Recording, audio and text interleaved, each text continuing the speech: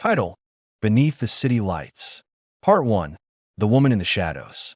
It was a cold November evening in downtown Los Angeles. Keanu Reeves had just wrapped up an independent film shoot and was quietly exiting the back alley of a studio lot. Dressed in a simple hoodie and jeans, he blended in easily with the night. Fame didn't interest him anymore, not in the way it used to. He preferred walking alone, unnoticed. As he passed a dimly lit corner of Skid Row, his eyes caught sight of something, or rather, someone. A figure hunched over a steam grate, wrapped in layers of old jackets. But there was something oddly familiar about her posture, her aura. She turned her head briefly, just enough for the streetlight to catch her eyes. That's when the world stopped. It was her, Lena Hart.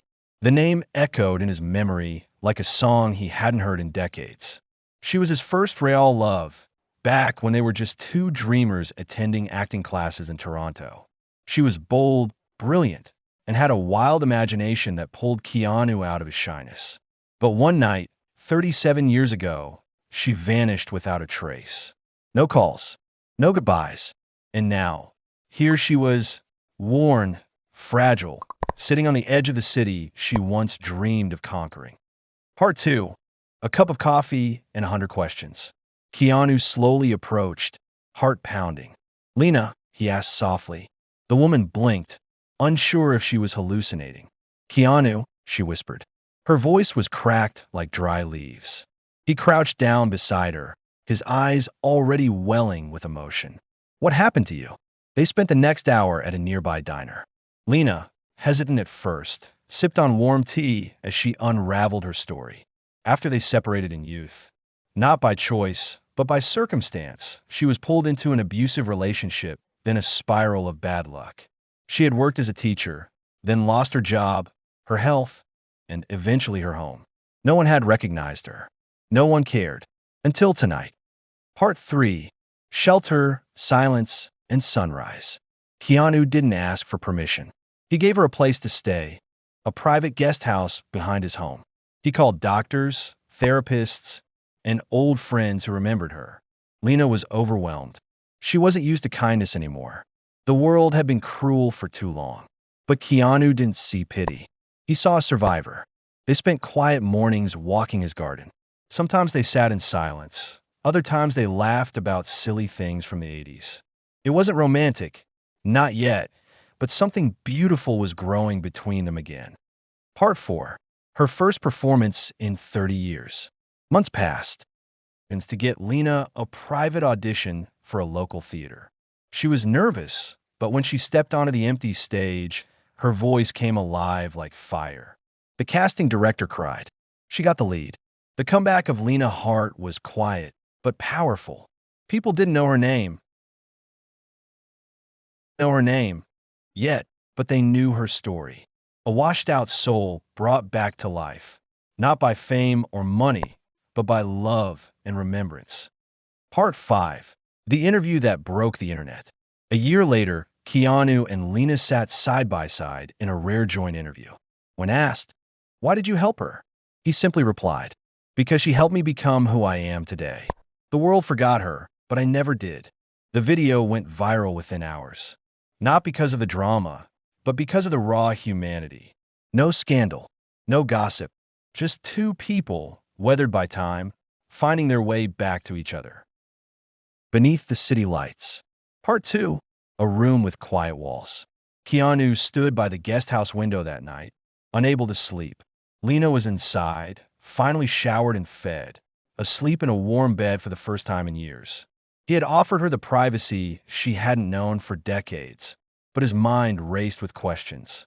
How had the world turned so cruel? How did a woman once so full of fire and laughter fall into complete obscurity? He remembered her as a force of nature, the woman who once recited Shakespeare on a freezing Toronto street just to cheer him up. Now she lay in. Part 4: The first smile in years. The next morning brought something Keanu hadn't seen in years: Lena laughing. It was quiet, fleeting, like the first chirp of a bird after a long winter. They were having breakfast on the deck. Keanu had made scrambled eggs, burnt the toast, and knocked over a glass of orange juice in his usual clumsy charm. Lena chuckled, then giggled. then laughed until her eyes watered. Keanu looked up, surprised. "I've missed that sound," he said softly. Lena shook her head. "I haven't heard myself laugh in 15 years. I almost forgot what it felt like." Keanu stood and got a towel for the spill, pretending not to be emotional. But in truth, something shifted in that moment.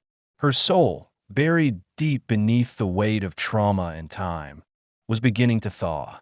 That afternoon, Keanu received a call from his manager about a charity gala. Normally, he would skip such events. But this time, he had a reason to go. "Come with me," he said to Lena. She looked up, startled. "Me? Keanu, I don't belong in those rooms anymore." He shook his head. "You do. You always did." Part 5. The Red Dress. Keanu arranged everything, quietly, respectfully, as he always did. A stylist brought over elegant gowns, most of them too flashy. Lena was overwhelmed by the attention. Eventually, she chose a simple, long burgundy dress with sleeves and a satin neckline.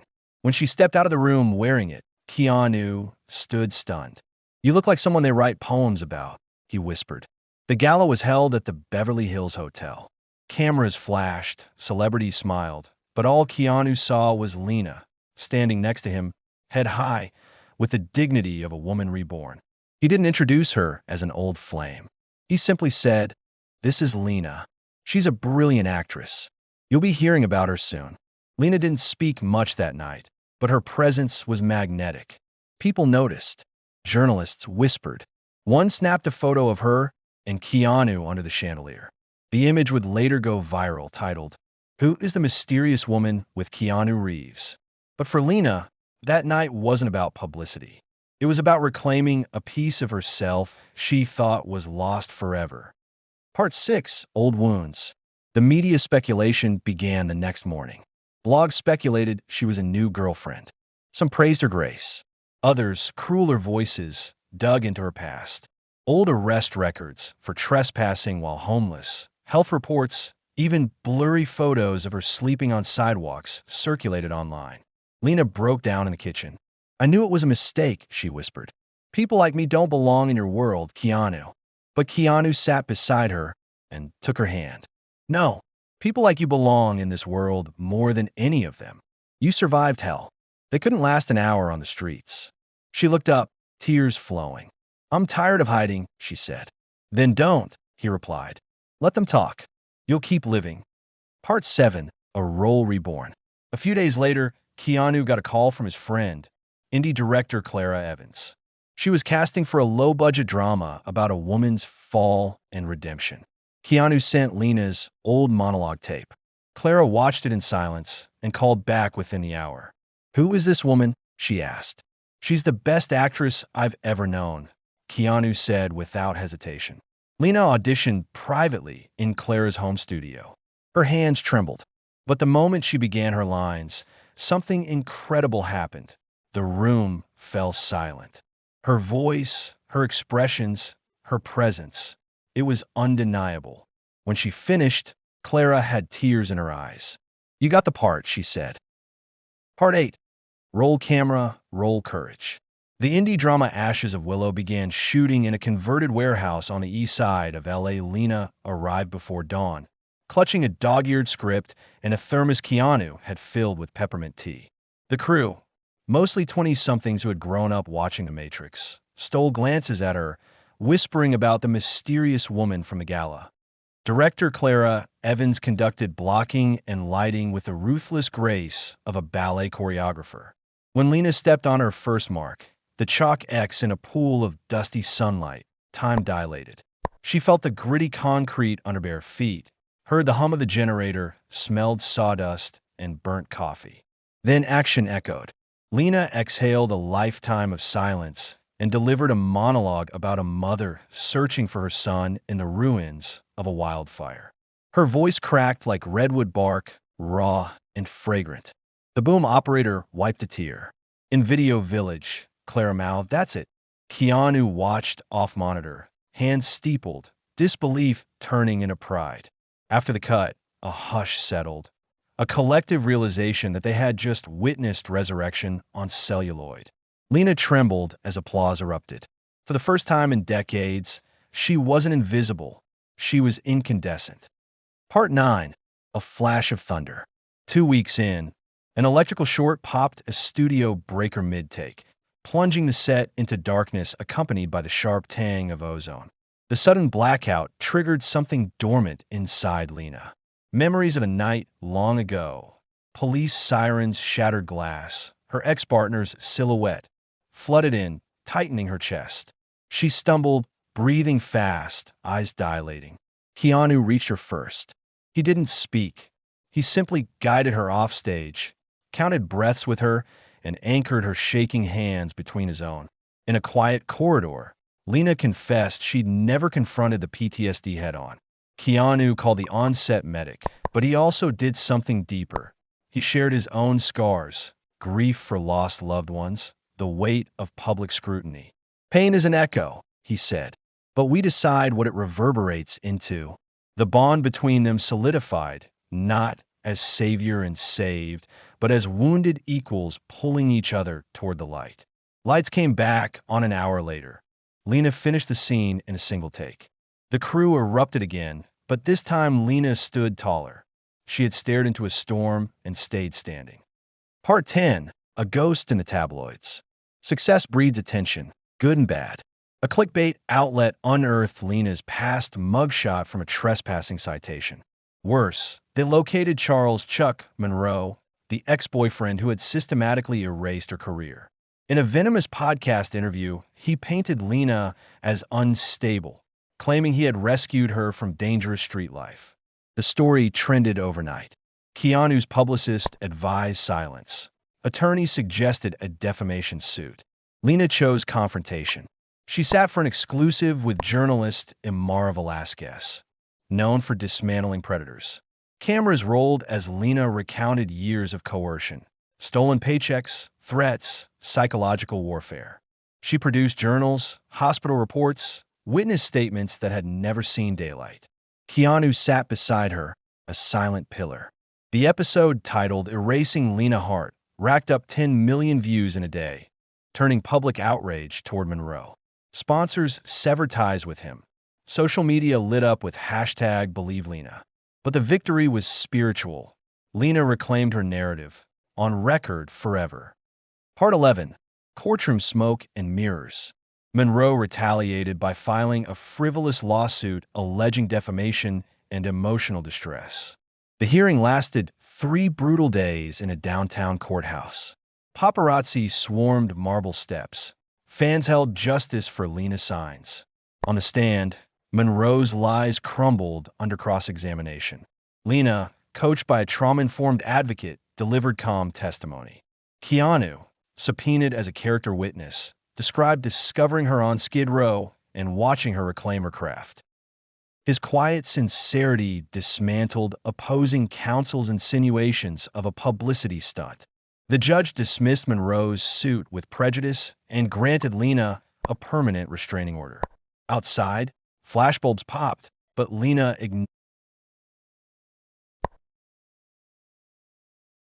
She walked down the courthouse steps into Keanu's waiting car, exhaling the stale air of decades-old fear. Freedom tasted like rain on hot pavement. Part 12. The Sundance Ember. Ashes of Willow premiered at Sundance. Snow fell in lazy spirals over Park City as Lena stepped onto a modest red carpet in a thrift store velvet coat. The film screened in a packed theater. When the lights rose, the audience sat stunned before erupting into a standing ovation that lasted 5 full minutes. A journalist tweeted, "Lena Hart delivers a performance that gutted the room." Distributors circled like hawks. Keanu attended incognito, baseball cap low, tears undeniable. Backstage, Clara handed Lena the festival's special jury prize for acting. The plaque shook in Lena's hands as she uttered, "For anyone who's been told they are disposable, your fire is still inside you. Find it." The quote flooded social feeds, inspiring shelters and acting schools alike. Hollywood noticed. Part 13. The Toronto Ghost Tour. Between festivals, Keanu took Lena to Toronto, the city of their youth. They visited their former acting studio, now a cafe called Stage Door Brews. The owner, discovering who they were, offered the upstairs rehearsal loft still lined with cracked mirrors. Dust motes floated in afternoon light as Lena traced her initials carved into a window frame. LH plus KR 86. Memories crashed in late-night rehearsals, shared ramen dinners, first kisses under flickering street lamps. They laughed about student debt and questionable hairstyles. Yet the visit wasn't nostalgia alone. Lena led a free acting workshop for local homeless youth, teaching voice projection exercises. She watched shy teens straighten spines, speak lines, find agency. In their smiles, she saw her younger self being lifted.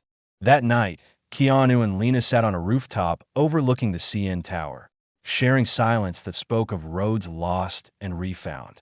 Part 14. The Spotlight's Edge. Hollywood's curiosity turned into fervor. Talk show invitations flooded in. Lena agreed to one. The Stella Pearl Show, notorious for hard-hitting questions. Dressed in tailored navy, she answered with poise about trauma, craft, and second chances. When Stella asked, "Is your relationship with Keanu romantic?" Lena smiled. "It's human." The clip exploded on the internet for its elegance. Meanwhile, Keanu secured producing rights to a script titled Garden of Shadows, centering on two survivors rebuilding a bombed-out library. He wanted Lena for the lead. Studios be damned. Executives balked. She's over 50. We need a younger demographic. Keanu threatened to walk and take the financing with him. They relented. Lena realized his advocacy wasn't charity. It was belief. Part 15. Rehearsal of the Heart. Pre-production on Garden of Shadows began in a vacant steelworks near Long Beach. Lena devoured research, reading diaries from war correspondents, interviewing refugees, mastering dialect coaching at dawn. One night, she found Keanu alone on set, choreographing a scene with wooden crates as imaginary rubble. They rehearsed until midnight, sweat mixing with sawdust. Exhausted, they slumped against a girder, sharing gummy bears. Lena whispered, "I used to think love would save me. Turns out, work saved me, and love found me there." Keanu's hand brushed hers. No fireworks, just warmth. In that subtle touch, decades of unspoken devotion crystallized. Part 16. The Violet Letter. During a location scout in the Mojave, Keanu received news of fellow wrapped up in production to respond. Grief throttled him. He isolated himself in a desert motel, skipping calls, pacing dunes at night. Lena drove 3 hours to find him staring at a horizon stained lavender by sunset. She quietly read Miguel's last text aloud, then handed Keanu a violet envelope. A letter Miguel for underprivileged artists battling addiction. Lena helped craft its mission statement, reading drafts while perched on apple crates between takes. They launched the fund quietly, without press releases. Yet word spread. Anonymous donors, small theaters, even rival studios pledged support. At the first grant ceremony, Lena stood at the podium beside Keanu, honoring Miguel's memory. A teenager named Aria, once homeless, now admitted to Juilliard, performed a monologue and dedicated it to Lena. "Because you prove the street isn't the end of the story." In the audience, Keanu squeezed Lena's hand. Hope had become contagious. Part 18.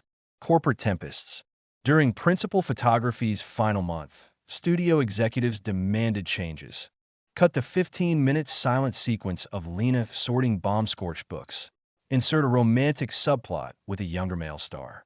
Keanu and director Ravi Singh refused.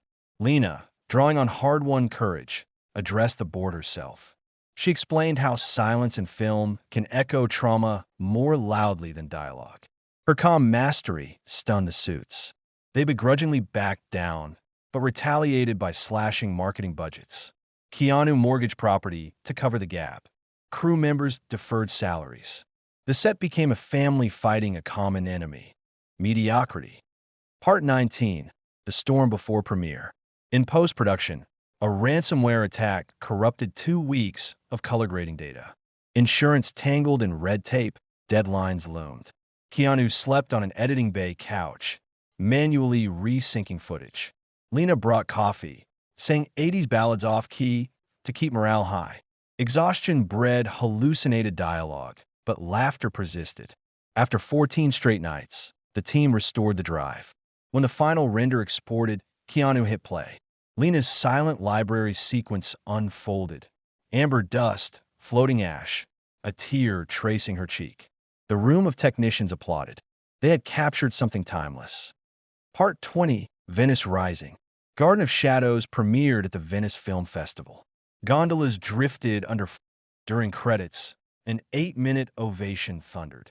Critics hailed Lena as an emotional earthquake and called Keanu's performance a study in restrained devotion. Variety headlined, Reeves and Hart deliver the year's most soulful film. The marketing execs who doubted them scrambled to book worldwide distribution. Yet the best reward came later that night when a quiet Venetian waiter slipped Lena a note. Your film reminded me to call my estranged mother. Grazie. She tucked it into her purse like a prayer. Part 21. The Shadow on the X-ray. Weeks later, during routine insurance physicals for award season, doctors found a mass on Lena's left lung. The irony was cruel. She, who had breathed in car exhaust and alley smoke for years, now faced a tumor. Further scans suggested early-stage cancer, operable but risky given her frail history. Keanu's face drained when he heard. Lena took his hand. We fight. That's what we do. Surgery was scheduled at Cedars-Sinai. On the eve, Keanu wheeled in a record player and spun Ella Fitzgerald. Nurses found them slow dancing, for lines swaying, hearts aligned to a jazz tempo far older than fear. Part 22. Scalpel and Stardust. The operation lasted 5 hours. Keanu sat rigid, knuckles white, replaying every laugh they'd shared.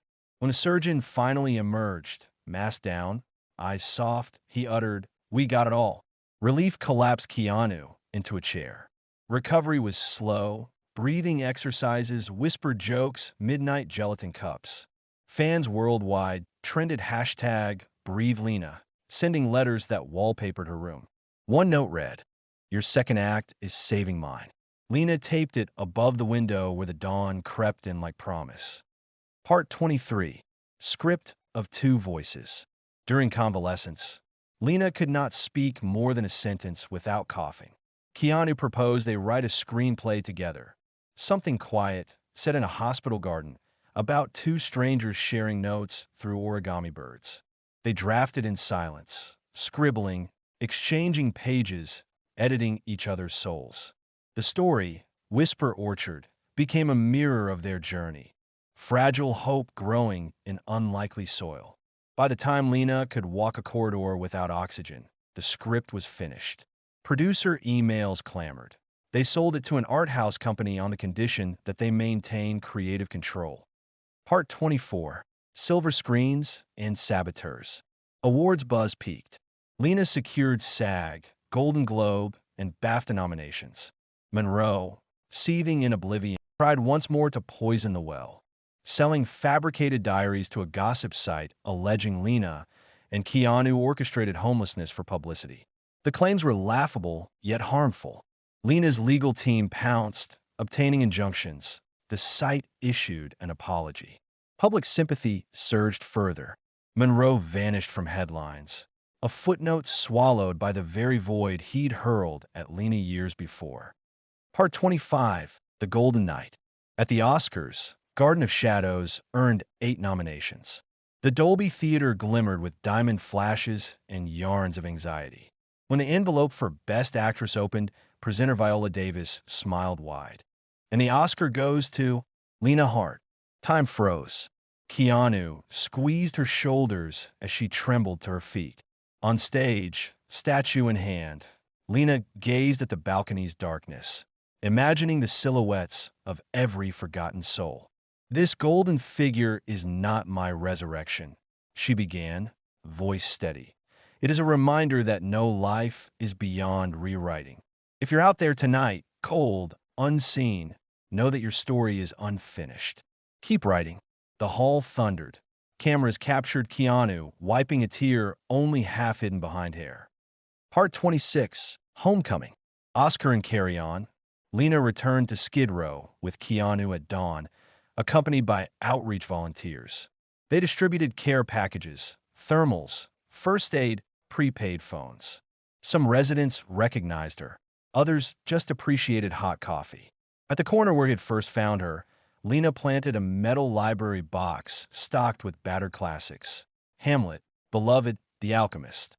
Painted on the side was a quote. Hope grows where stories are shared. As sunrise bled pink across graffiti-splashed walls, Keanu snapped a Polaroid. Lena kneeling by the books, Oscar gleaming beside her. It would become the opening shot of a documentary later funded by Netflix. Part 27, Whisper Orchard Blooms. Whisper Orchard moved into production with Lena directing and Keanu producing. They cast Aria, the scholarship recipient, as the female lead opposite a deaf theater actor named Jonah Cruz. Filming in a botanical conservatory, the crew incorporated sign language and paper cranes into visual motifs. Critics on set murmured about Oscar repeat.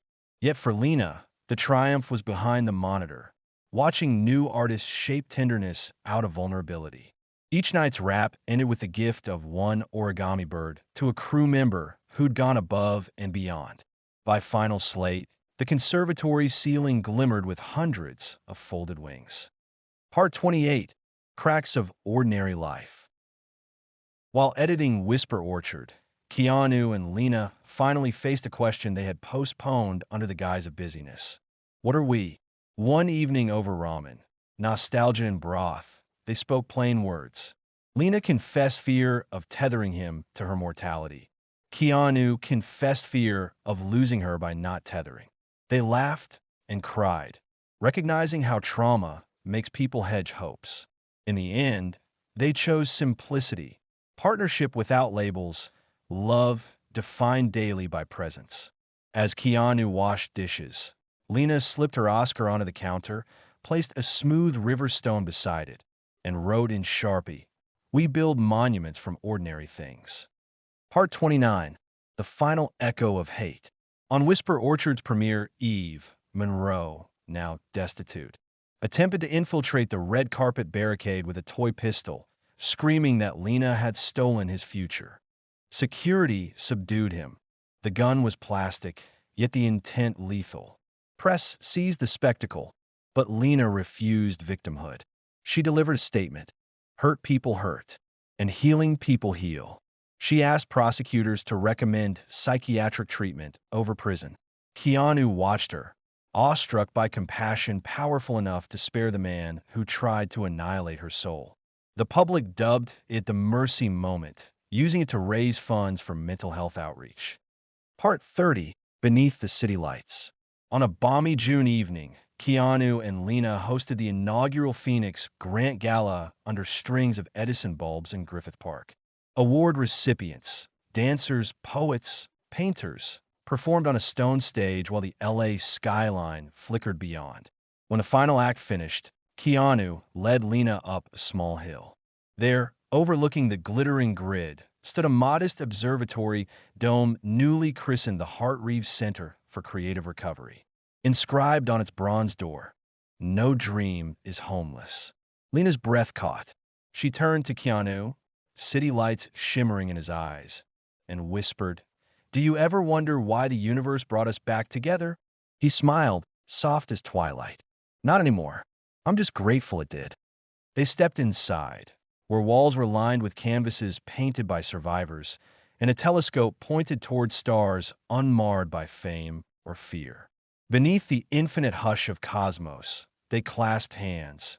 Two souls once lost in opposite darknesses, now sharing a single, enduring light. The city below buzzed on, unaware that in one quiet dome atop a hill, hope had stitched itself into permanence. And somewhere, a stray violinist on the boulevard played a tune that drifted up and mingled with the heavens, an anthem for every forgotten story still waiting to be told. Part 31. Applause in the Orchard, Telegram voiceover version. The final scene faded to black. Silence. Then, applause. Thunderous, unending applause. Lena stood at the edge of the stage. Keanu was behind her, just watching. No words. Just awe. Someone in the back whispered, That wasn't just a film. Another replied. It was resurrection. Later that night, teenagers gathered outside the theater. They handed Lena tiny paper cranes. Each one had a handwritten note. You saved me. Because of you, I kept going. She didn't say much. She didn't have to. She brought them home, one by one, pinned them on her wall, and in a voice just loud enough for the stars to hear, she said, "We are seeds inside one another." Part 32. Snow and Statues. Snow fell in every city, but inside her heart, stillness. Awards poured in. Best Director. First time feature. Critics couldn't stop writing her name. But Lena, she was quiet. Success felt delicate, like frost on glass. One night by the fire, she whispered, "I'm afraid this will all vanish." Keanu, calm and steady, said, "Glass might break, but light remains." She smiled, "And let the light stay." Part 33. The Fall. He insisted on doing the stunt. A simple motorcycle slide. Rain came. The bike slipped. The guardrail didn't. Keanu lay still. Siren screamed. Cameras flashed. Broken leg. 6 screws. Months of rehab. Lena stayed by his side. Read scripts. Held his hand. Watched monitors alone. He joked from his hospital bed. "Guess I found my Achilles hip." She didn't laugh. She just kissed his fingers and whispered, "Come back slow, but come back." Part 34. Music and Muscles. Rehab was quiet. Too quiet. So Lena brought a keyboard. Every step a note. Every stretch a chord. Together, they composed a simple waltz. It became their anthem. Nurses started humming it. Therapists tapped their feet. Then one day, Keanu took 3 steps. No cane. The room cheered. He turned to her and said, "Our song worked." She wiped her tears and whispered, "Let's never stop dancing." Part 35. Brother at the Door. It was raining. A knock came. Thin, pale, eyes hollow. "Marcus." Her brother. "I saw you on news," he said. "I had nowhere else to go." Lena froze. So many memories. Some painful, some beautiful. She made him coffee. Showed him the shelf of trophies. He cried. "I ruined everything, didn't I?" She held his shaking hand. "You're here now. That's enough." Part 36. Shadows from the Past. A note. Taped to Marcus's rehab door. "Debts don't disappear." Lena's hands trembled. Keanu called security. But Lena, she didn't want fear. She wanted peace. So she reached out to the gang leader. They met. Under flickering light. She didn't yell. She listened. And he listened too. He had lost a sister. To the same streets. The debt? Forgiven. Redemption, she later said, is empathy with scars. Part 37. The Script in the Attic. Boxes. Dust. A forgotten attic. And then, a folder. Glass wings. Their first script. Unfinished. 1987. Lena held it like a relic. Keanu read it aloud. Their voices trembling. 2 runaways. A kite made of broken windows. They decided. It was time. Time to finish it. Together. Part 38. Red tape and real grit.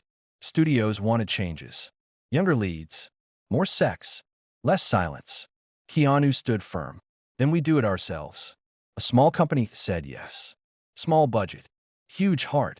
No fancy food. No trailers. Just passion. And a story that burned. Part 39. Fire and Ice. Whiteout. Snowstorm. They were trapped. A heater tipped. Curtains caught fire. Chaos. Keanu shouted. Lena grabbed water. They saved the crew. Saved the story. But lost gear. Fans heard. Crowdfunded cameras. In 48 hours, the film lived. Part 40. Lights in the Sky. Final scene. A glass kite. Under northern lights. They got lucky. The sky danced for them. No CGI. Just magic. Lena yelled, "Cut!" But no one moved. The moment was sacred. They carved their initials into a tree. LH plus KR 25. History repeated. Only better. Part 41. The Editor's Prayer. Back in LA. Hours of footage. Keanu edited in silence. Limping. Focused. Every frame, a heartbeat. Lena sat beside him. Color grading. Whispering feedback. He turned to her and said, "We aren't just telling a story." She smiled. "We're preserving a heartbeat." Part 42. The student. Renee. Bright. Nervous. Talented. Lena saw herself in her. She coached her. Believed in her. One line at a time. One tear at a time. Keanu watched from a distance. Taking notes. She's the next, he whispered. No, Lena said. She's her own. Part 43. A different kind of book. Keanu wrote a book. But not about stunts. Not about fame. About kindness. Crew members. Silent heroes. He called it Side Streets of Stardom. Every copy sold funded shelters. Book signings became donation drives. Let them read, he said, and let them eat. Part 44. The hack. Private emails. Medical scans. Therapy notes. Leaked. Lena didn't flinch. Keanu didn't hide. They posted a letter. We own our scars. And turned the pain into power. Donations flooded in. Even the hackers apologized. Part 45. Cities with wings. Seattle. Dublin. Nairobi. Sao Paulo. Phoenix centers opened everywhere. Kids found stages. Paint. Hope. One said, "You gave me color in a world of gray." Lena whispered, "Keep painting." Part 46. A lantern and a ring. Her birthday. A rooftop. Hundreds of glowing cranes. Keanu knelt. No speech. Just a ring. Engraved. Hope grows. She nodded. Through tears. Forever is enough, she said. Part 47. Rainbows and vows. Orcas Island. 30 guests. Rain cleared. 2 rainbows appeared. Nature's blessing. Instead of rings. Notebooks. Filled with letters. Years of them. Keanu whispered. Best stunt of my life, convincing you to stay. Part 48. The Stingray Fund. Their wedding got leaked. They didn't sue. They auctioned the photos. Used the money to save stingrays. From clickbait to conservation, Keanu laughed. Part 49. Aria's Night. Broadway. Opening night. Aria froze. Backstage, Lena held her face. The fire is already inside. Aria walked out. Delivered the show of a lifetime. I owe it to Keanu and Lena, she said. They gave me wings. Part 50. The hero visit. Keanu, in costume. Not for a film. For a children's hospital. Lena directed. For poles became swords. Smiles replaced pain. The video went viral. The world followed. Hospitals became heroes. Part 51. The heartbeat. Doctor said it. Keanu needed surgery. Heart valve. He was scared. Lena wasn't. She read their script at his bedside. As he drifted under, he heard her say, "Come back to me." And he did. Part 52. The kitten book. Together, they wrote a story. Milo and the moon suit. About a kitten who built a rocket from trash. Kids loved it. Read it at night. Dreamed of space. Keanu voiced Milo. Lena voiced the moon. It became more than a book. It became belief. Part 53. The book box. They returned. To Skid Row. Built a library. Right where she once slept. Filled it with books. And hope. She wrote on the side. Stories save. In any order. Part 54. Wings around the world. 20 years later. Phoenix graduates reunited. They were dancers. Teachers. Astronauts. Each brought a crane. Pinned it on a giant globe. Lena cried. Keanu said, "We made constellations from cardboard." Part 55. Lifetime Flame. She got the Thalberg Award. On stage, holding it, she said, "This isn't a comeback. This is proof. No life is unworthy of light." Backstage, Keanu teased, "I guess we'll need a sturdier shelf." Part 56. Sky full of kites. Glass wings aired. Fans launched kites made of broken glass. 19 countries. Same sky. Children laughed. Elders cried. And the sky? It listened. Part 57. Smoke and stars. Wildfires threatened L.A. Lena opened the center as a shelter. Keanu handed out blankets. One night, flames neared. But then, wind shifted.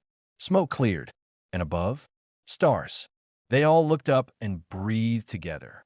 Part 58. Art to the stratosphere. NASA called. Kids from Phoenix built weather balloons. Each carried art and hope. One by one, the balloons rose to the edge of space. A boy pointed up and said, "That's my story." In the sky. Part 59. The time capsule. They buried a box under the observatory. Inside, their script, their music, their love. The children wrote, "Open in 100 years. Hope sealed in metal." Part 60, New Constellations. One summer night they gathered. Lena, Keanu, and the kids they saved. A girl looked through the telescope. "I see Jupiter's storms." Lena turned to Keanu. "Remember when the sky felt too big?" He smiled. "Now it feels just right." They held hands. And under the stars, a new generation found their light. The end.